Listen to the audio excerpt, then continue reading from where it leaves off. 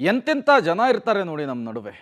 ಎಣ್ಣೆಗಾಗಿ ಹೆತ್ತು ಹೊತ್ತು ಸಾಕಿ ಸಲಹಿದಂತಹ ಹೆತ್ತ ತಾಯಿಗೇನೆ ಪಾಪಿ ಮಗನೊಬ್ಬ ಚಾಕುವಿನಿಂದ ಇರಿದಂತಹ ಘಟನೆ ನಡೆದಿದೆ. ಎಣ್ಣೆಗಾಗಿ ಹೆತ್ತ ತಾಯಿಯ ತಾಳಿಯ ಮೇಲೆ ಕಣ್ಣಿಟ್ಟಿದ್ದಂತೆ ಪಾಪಿ. ಎಣ್ಣೆಗೆ ಹಣ ಕೊಡಲಿಲ್ಲ ಅಂಥೇಳಿ ತಾಯಿಗೆ ಚಾಕು ಇರಿದಿದ್ದಾನೆ ಪಾಪಿ ಮಗ.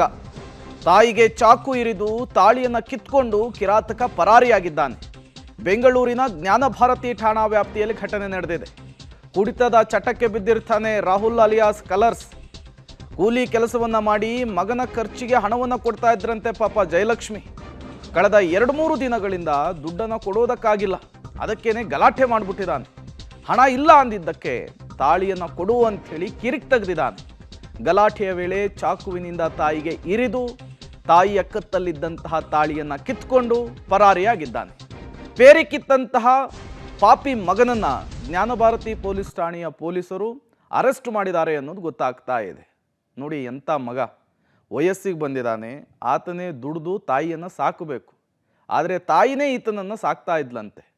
ಕುಡಿಯೋದಕ್ಕೆ ಹಣ ಕೊಡಲಿಲ್ಲ ಅನ್ನುವಂತಹ ಕಾರಣಕ್ಕೆ ತಾಯಿಯ ಒಡಲಿಗೆ ಈತ ಚಾಕುವಿನಿಂದ ಇರಿದಿದ್ದಾನೆ ಅಂದರೆ ಎಂತಹ ಮನುಷ್ಯ ಇರಬೇಕೀತ.